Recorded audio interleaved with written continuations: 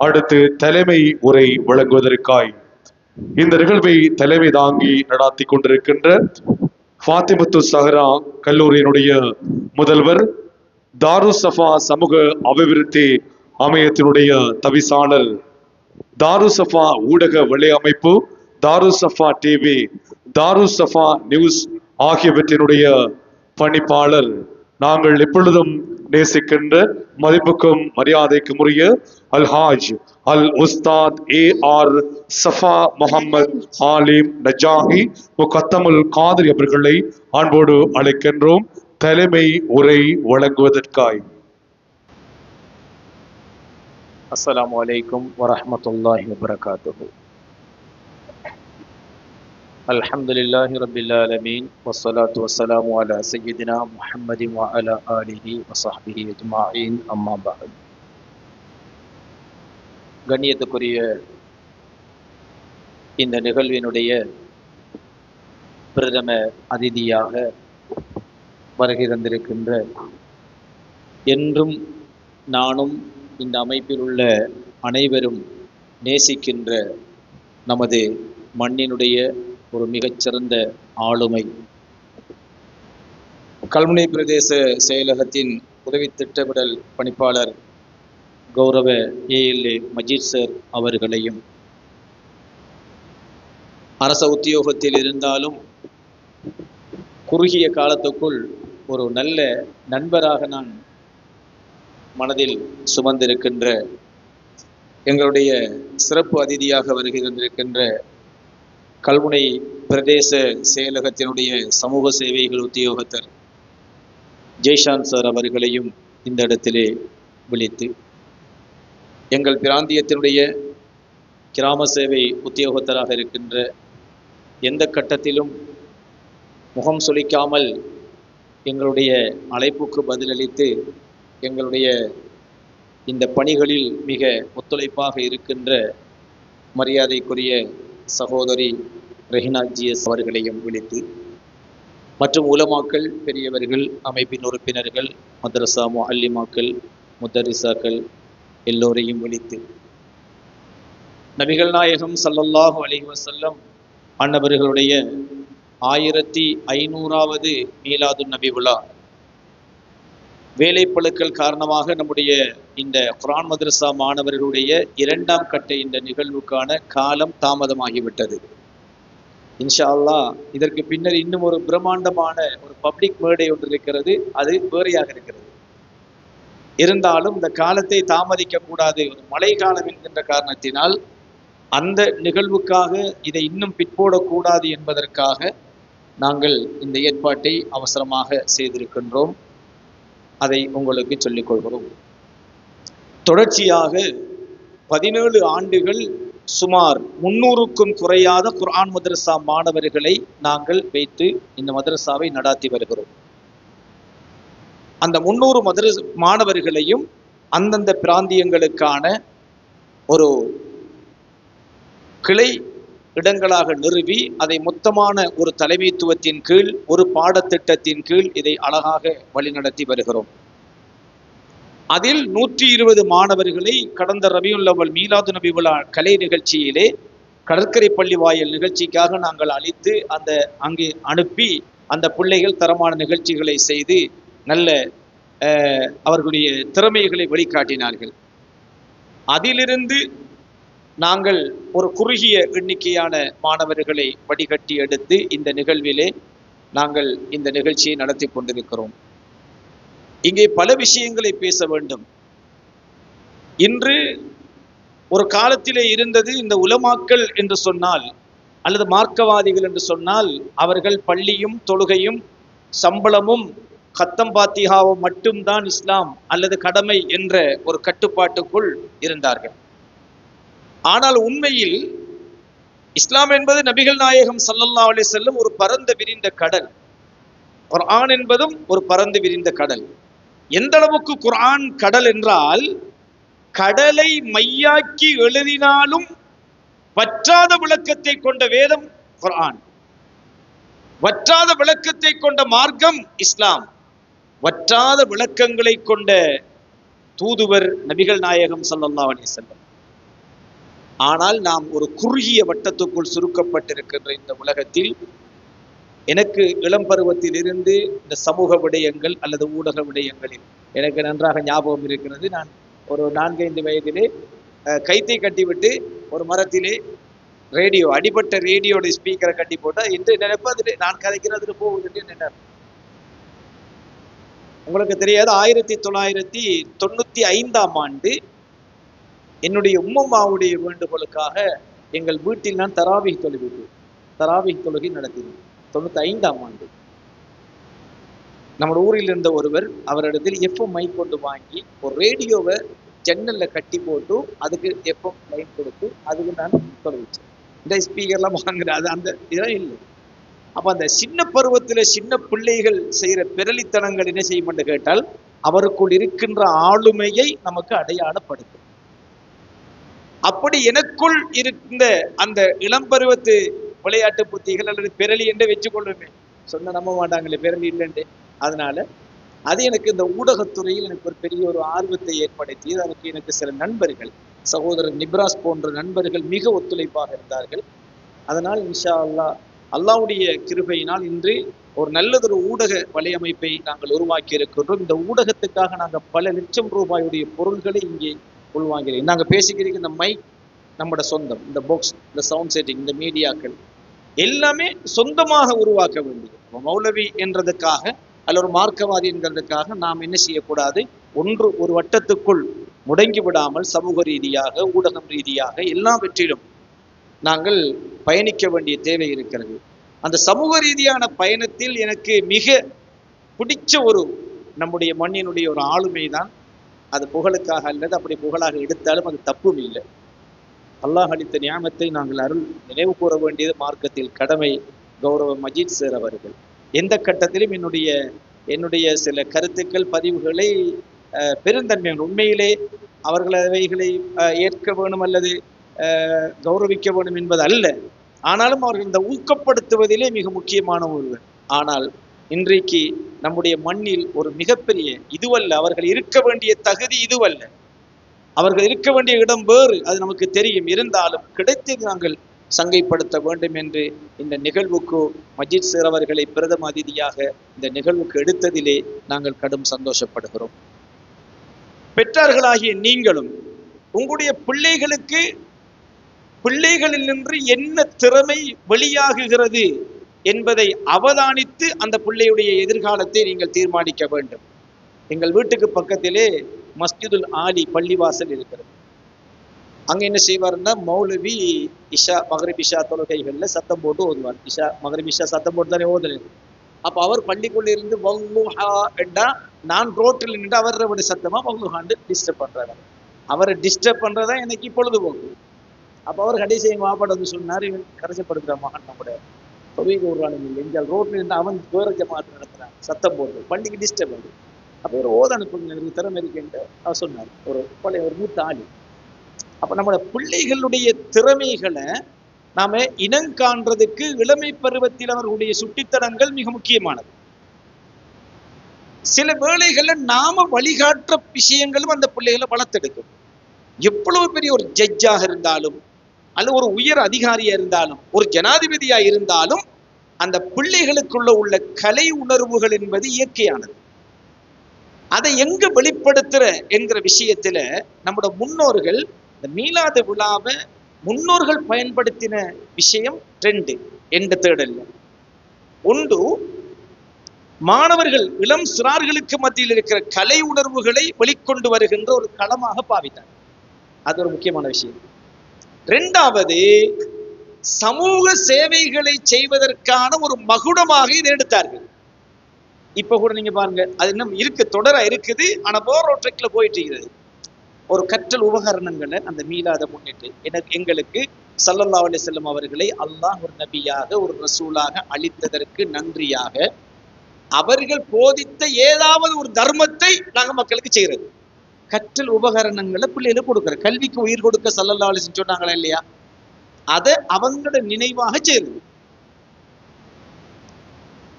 ஏழைகளுக்கு ஒரு பொருளாதார ரீதியாக அல்லது அவர்களுடைய வாழ்வாதார ரீதியான உதவிகளை வழங்குவது. அப்ப மீலாது காலங்கள் என்பது கலையுணர்வுகளை வெளிப்படுத்துகின்ற சமூக பணிகளை செய்வதற்கான ஒரு மகுடமான நிகழ்வாகத்தான் நம்மளோட முன்னோர்கள்ட்ட அது இருந்து வந்துச்சு. ஆளுக்கால் ஏட்டிக்கு போட்டியாக கவிதை போட்டிகள் நடத்துவாங்க, பேச்சு போட்டி நடத்துவாங்க, பாட்டு போட்டிகள் நடத்துவாங்க, ஆளுமைகள் திறமைகள் அதுல கண்டுபிடிப்பாங்க, அதுக்கு பரிசு கொடுப்பாங்க, பாராட்டுவாங்க. இது நடந்துச்சு. அது காலப்போக்குள்ள ஒரு மார்க்க ரீதியாக ஒரு தர்க்கத்துக்குரிய பொருளாக மாற்றப்பட்டு விவாத பொருளாக மாறி அது உண்மையான நோக்கங்கள் சீரழிக்கப்பட்டு விவாத பொருளாக ஒருவருக்கொருவர் வசைபாடுகின்ற நிகழ்வாக மாறிவிட்டது. அது நம்மளுக்கு தேவையில்லை. இப்ப நாம் இந்த மீலாதுல வருஷம் இது நாங்கள் செய்யறது ஜெய்சான் சாருக்கு தெரியும், மஜித் சார் அவங்களுக்கும் தெரியும். நம்மளோட இந்த ஊடகங்கள்ல தொடர்பா இருக்கிறதுனால நம்மளோட பிள்ளைகளுக்கு நாங்கள் கடந்த காலங்களில் 100 அப்படியான நூற்றுக்கணக்கான பிள்ளைகளுக்கான இது சமீபத்தில் கூட எங்களுடைய காசிம் ஹாஜியார் இருக்கிறாங்க, தமிம் ஹாஜியார் இருக்கிறாங்க. ஜெய்சான் சாருக்கு தெரியும், குர்ஆன் பிரதிகளை நம்ம டிஎஸ் நம்முடைய அன்சார் சார் அவர்கள் மூலமாக நாங்கள் நூற்றுக்கணக்கான பிள்ளைகளுக்கு தஜ்வீது குர்ஆன், விலை உயர்ந்த குர்ஆன், அது வசதி குறைந்த பிள்ளைகளுடைய வீடுகளுக்கும் அந்த குர்ஆன் செல்ல வேண்டும் என்பதற்காக சவுதியிலிருந்து இலவச குர்ஆன்கள் வருது. ஆனால் தஜ்வீது சட்டங்கள் இல்லை, வெறும் குர்ஆன் எழுத்து மட்டும் இருக்கு. எந்த இடத்துல நம்ம எப்படி ஓதணுங்கிற அந்த கலர் உள்ள கலர் எழுத்துக்கள்ல அந்த தஜ்வீது சட்டங்களை அடையாளப்படுத்தக்கூடியதாக அந்த குர்ஆன்கள் இல்லை. அது இப்ப சமீபத்துல நாங்க அந்த நிகழ்ச்சியை செஞ்சு முடிச்சிருக்கிறோம். இனி வெறுமனே மார்க்கத்துக்கு உடந்தையான இந்த கல்விக்காக மார்க்கத்துக்காக குர்ஆன் மதரசாக்கான குர்ஆன் பிரதிகளை கொடுத்திருக்கிறோம். பாடசாலை மாணவர்களுக்கான பேக் வசதிகள், கொப்பிகள், மற்ற விஷயங்களை செஞ்சிருக்கிறோம். இப்படியான விஷயங்கள் நாம செய்யறது இந்த மீலாதுடைய ஒரு சந்தோஷமான ஒரு நல்ல நிகழ்வு. நபிகள் நாயகம் ஸல்லல்லாஹு அலைஹி வஸல்லம் அன்னவர்களை நீங்கள் உலமாக்கள் பேசுகின்ற பயான்களை விட மற்றவர்கள் பேசக்கூடிய அந்த பயான்கள், அதாவது மாற்று மத சகோதரர்கள் பேசக்கூடிய அந்த இடங்களை போய் நீங்க அந்த கிளிப்ல போட்டு பாருங்க, நம்மளுக்கு இன்னும் அன்பு அதிகரிக்கும். அப்ப நம்ம மார்க்கத்தை ஒரு தர்க்கமாக மாற்றாம ஒரு சமூக உணர்வாக ஒரு வாழ்வுக்கு ஒரு முன்னுதாரணமான ஒரு மார்க்கமாக நம்மளோட வாழ்க்கையை திட்டத்தை கொண்டு போறது நம்ம எல்லாருக்கும் கடமை. நம்மள்கிட்ட விடுபட்ட கலாச்சாரங்கள், கலை நிகழ்ச்சிகளை நாம உயிர்ப்பிக்கிறதுக்கு இந்த மீலாத் ஒரு முக்கியமான ஒரு இதாக இருக்கு. நம்முடைய ஸல்லல்லாஹு அலைஹி வஸல்லம் அவர்கள் மக்காவிலிருந்து மதீனாவுக்கு செல்லுகிற பொழுது அங்க இருக்கின்ற சிறுவர்களும் சிறுமிகளும் சேர்ந்து, சிறுமிகள் முக்கியமாக தஃப் இசைத்து, ரபான் இசைத்து தல அல் பத்ரு அலைனா என்று அழைத்தார்கள். அந்த கலை நம்முடைய மக்களுக்குள் வளர வேண்டும். மார்க்க ரீதியான கலை தான் இது. நம்மளோட பாரம்பரிய ரீதியான கலைகள் இருக்குது. சில விஷயங்கள் நாம செய்வோம், அதுக்கு மார்க்கத்துக்கும் சம்பந்தம் இல்லை, அது பாரம்பரியத்தோடு சம்பந்தப்பட்ட விஷயம். இப்ப நிறைய விஷயங்கள் நம்ம மாறி போயிட்டு இந்த பாரம்பரியங்களோட சம்பந்தப்பட்ட விஷயங்கள், இந்த சுன்னத்து கல்யாணத்தை ஒரு விசேஷமா நம்மளோட பாரம்பரியத்தோட, அது மார்க்கத்துல எல்லாமே இல்லை. அது முந்தி தென்னை மரத்துல ஸ்பீக்கர் எல்லாம் கட்டி அதெல்லாம் நம்ம இஸ்லாத்துக்கு இல்லை. ஆனாலும் நம்ம அந்த பாரம்பரியம், ஒரு தமிழ் பாரம்பரியம் அல்லது ஒரு சிங்கள பாரம்பரியம், இலங்கையில தமிழ் பாரம்பரியத்தோடு சார்ந்த முஸ்லிம்களை விட சிங்கள பாரம்பரியத்தோடு சார்ந்த முஸ்லிம்கள் இந்த நாட்டில் அதிகமாக இருக்கிறார்கள். இலங்கையில் இருக்கின்ற முஸ்லிம்களை 3ஆக பிரித்தால் 3இல் ஒரு பகுதி வடகிழக்கு சார்ந்த முஸ்லிம்களாக இருப்பார்கள். அவர்கள் தமிழ் பாரம்பரியங்களை சார்ந்தவர்களாக இருப்பார்கள். 3இல் 2 வீதமானவர்கள் சிங்கள பாரம்பரியத்தோடு, அவர்கள் பிள்ளைகளை தாளாட்டும் பொழுது கூட சிங்கள பாடல்கள் பைய புத்தாண்ட பாடல் யாரை படித்துதான் தாளாட்டுவாங்க. அப்படியெல்லாம் இருக்குது. அதனால இந்த பாரம்பரியங்கள்ல நாம இஸ்லாமியர்கள் என்பது இந்த உலகத்தில் தனியான ஒரு அடையாளம். அதற்காக பிற மத கலாச்சாரங்கள் அல்லது பண்பாடுகளை நிராகரிக்கின்றது என்பது அல்ல. நம்முடைய கலை கலாச்சாரங்கள் நம்முடைய மார்க்கத்துக்கு உட்பட்ட விதமாக மாற்றி அதை அமுல்படுத்துறதுக்கு நம்முடைய பிள்ளைகளுக்கு ஒரு நல்ல வாழ்வை, ஒரு வழியை காட்டக்கூடியதுதான் இந்த மீலாது நபி விழா என்கின்ற ஒரு கலாச்சாரம். அப்ப நாம இஸ்லாமியத்தை படிக்கிறோம். இப்ப நம்மட பிள்ளைகள் சூப்பர் சிங்கர்ல போய் படிக்கலாமா? சூப்பர் சிங்கர்ல நம்மட பாட்டை கொண்டு போய் படிச்சா எடுத்துக்கொள்ளுவாங்களா? எடுக்க மாட்டாங்க. அவங்க அதுக்கு கொஞ்சம் பாட்டை கொடுப்பாங்க, அதை படிச்சா தான் அங்க சூப்பர் சிங்கர்ல ஒரு வின்னராக செலக்ட் பண்ணுவாங்க. நம்மட பிள்ளைகள் நம்மட சமூகம் ரீதியாக ஒரு வின்னராக ஒரு இஸ்லாமிய கீதத்தில, ஒரு தஃப் இசையில, அல்லது ஒரு பொல்லடி, நம்முடைய பிராந்திய அல்லது சமய அல்லது நம்முடைய கலாச்சார ரீதியான அந்த முன்னேற்றங்களுக்கெல்லாம் இந்த ஒரு மீலாது நபி விழா ஒரு மிக முக்கியமான ஒரு நிகழ்வாக நாங்கள் பயன்படுத்த வேண்டும். எதுவும் ஒரு பொருள் நல்லதுக்கு பாவிக்கிறதா கெட்டதுக்கு பாவிக்கிறதாங்கிறது பாவிக்கிறவங்களை பொறுத்த விஷயம். கத்தி இருக்குது, அது குசினிக்கு சமையலுக்கு வந்துருச்சு, அதை எடுத்ததும் கொலை செஞ்சிட்டாண்டு சொல்றதுக்காக குசினில கத்தி பாவிக்கிற ஹராம் என்ற தீர்மானத்துக்கு நம்ம வந்துடக்கூடாது.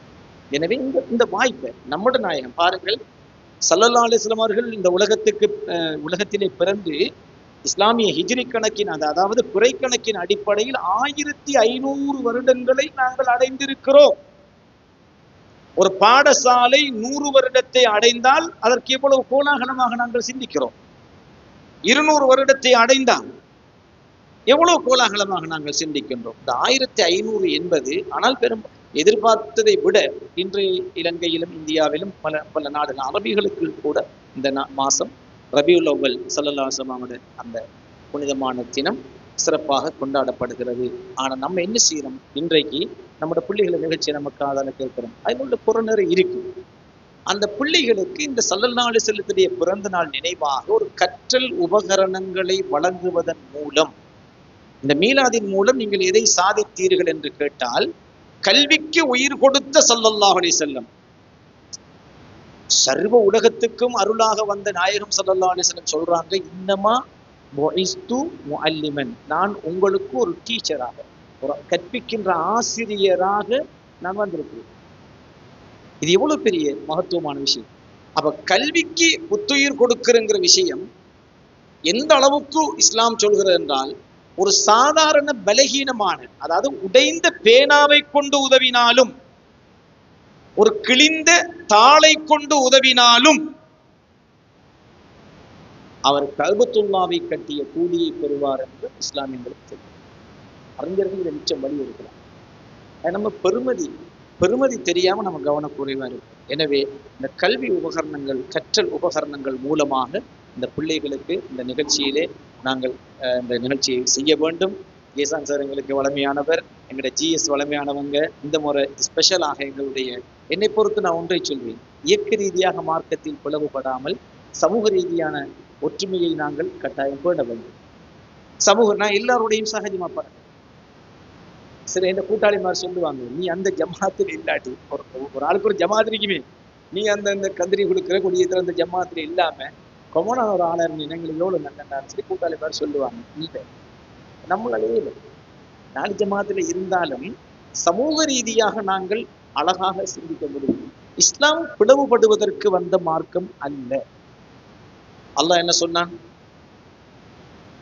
நீங்கள் ஃபஅல்லஃப பைன குலூபிக்கும் வஅஸ்பஹ்தும் பிநிஅமதிஹி இஹ்வானா, நீங்கள் நரகத்தின் விளிம்பில் இருந்து ஒருவருக்கொருவர் பிளவுபட்டவர்களாய் இருந்த பொழுது இந்த மார்க்கத்தை கொண்டு உங்களை ஒன்றுபட்ட சகோதரர்களாக உங்கள் இதயங்களை இணைத்தது இந்த மார்க்கம் என்று அல்லாஹ் குர்ஆன்ல சொல்றான். நம்ம அழகா செய்வோம். எல்லா சமூகமும் ஒன்றாக வாழ முடியும். நாம நம்முடைய சமூகத்தில் நன்றாக ஒற்றுமையாக வாழ்ந்தால்தான் பிற சமூகத்தோடு எவ்வாறு ஒற்றுமையாக வாழ முடியும் என்பதை கற்றுக்கொள்ளவோ அல்லது பிராக்டிஸ் பண்ணவோ முடியும். எனவே இந்த நிகழ்வுக்கு எங்களுடைய அழைப்பை ஏற்று உரிமையோடு நாங்கள் எங்களுடைய மஜித் சார் இந்த முறை கூப்பிட்டுருக்கோம். உரிமையோடு எங்களுக்கு ஒரு ஒரு எங்களோட உள்ளத்துல ஒரு அன்பை சுமந்த, நாங்களும் நேசிக்கக்கூடிய, அவர்களும் எங்களை நேசிக்கக்கூடிய மஜித் சார் அவர்களுக்கு இன்னும் பல உதவிகளை, உயர்வுகளை அல்லாஹ் தஆலா கொடுக்க வேண்டும் என்று பிரார்த்திப்பதோடு இந்த நிகழ்வுக்கு வருகை என்பதற்காக நான் பிரத்யேகமாகவும் நன்றி கூறி, அதே போன்று எங்களுக்கு இந்த சமூகத்தை, இந்த அமைப்பை வழிநடத்துகின்ற மிக ஒத்துழைப்பாக இருக்கக்கூடிய ஜெய்சான் சார் அவர்கள், அடுத்த ஜிஎஸ் அவங்க, இந்த 2 பேரையும், இந்த 3 பேரையும் நாங்கள் இந்த இடத்திலே நான் தனிப்பட்ட முறையில் நன்றி கூறி, அல்லாஹ் சுப்ஹானஹு வ தஆலா இந்த நிகழ்வில் செய்யப்படுகின்ற தர்மத்தில் உங்களுக்கு தெரியும், மஜித் சாருக்கும் தெரிஞ்சும், நாங்கள் தூரத்திலிருந்து இந்த உதவிகளை எடுப்பதில்லை. என்ஜிஓக்கள் அல்லது வெளிநாடுகளில் எங்கள் எடுப்பதில்லை. ஜிஎஸ்ஐயும் கட்டாயம் தெரிஞ்சுட்டு போகணும். யாரும் கேட்டாலும் உங்களோட கட்டுப்பாடு இருக்கிறார்கள், என்ன செய்கிறாங்க, அடிக்கடி விழா நடத்துகிறார்கள், கேட்டடி கொடுக்கானவர்கள் எப்படி என்று எங்களோட பாடு எங்களுக்கு தான் தெரியும். கொழும்பில் உள்ள என்னுடைய ஒரு நெருங்கிய நண்பர் ஒருவர் நேற்று திடீரென்று கால் பண்ணார். உங்களோட எனக்கு ஒரு ஆசை இருந்தது, உண்மை, நான் ஒரு தொப்பி ஒன்று உங்களுக்கு வாங்கி தரப்போறேன், நீங்கள் போடணும்னு சொன்னேன். நேற்று நான் வளர்ந்த எனக்கு இன்னும் தெரியல, இந்த பொறப்பு கருப்பு கலர்ல இருந்து இருக்கேன். அதுதான் நீங்க பாட்டொன்றியாக நினைச்சிடாரு எங்க, அது இல்லை. உடனே கருப்பு தொப்பியை தான் விரும்பி, நான் கருப்பு கலந்த தொப்பி ஒரே நிகழ்ச்சி, அது சின்ன காலம் வந்து விருப்பமானது. அவர் கூட்டாளி ஒரு வெள்ளை தொப்பி ஒன்று வாங்கி அனுப்பி நீங்களை போடுங்கன்னு சொல்லி இரவு பஸ்ல அனுப்பி போட்டு, வாக்கிலும் தொப்பி பார்த்து எந்த ஃபங்க்ஷனுக்கு செலவழிச்சு விலை ஒன்று தொப்பியை அடிச்சு டிப்டப்பா நிற்கானல்டான்ட்டு. அப்படி இல்லை, அப்படியா எங்களை இப்படி நல்லது செய்யக்கிட்ட எங்களை கை கொடுக்குற ஆட்கள் இருக்காங்க. அது மாதிரி நம்ம அந்த இல்லைங்க தூரத்து விஷயங்கள்ல நாங்கள் சில இதுகள் சந்தேகத்துக்கிடமான பணங்களையும் நாங்கள் எங்களுக்குள்ள கலக்கிறது இல்லை.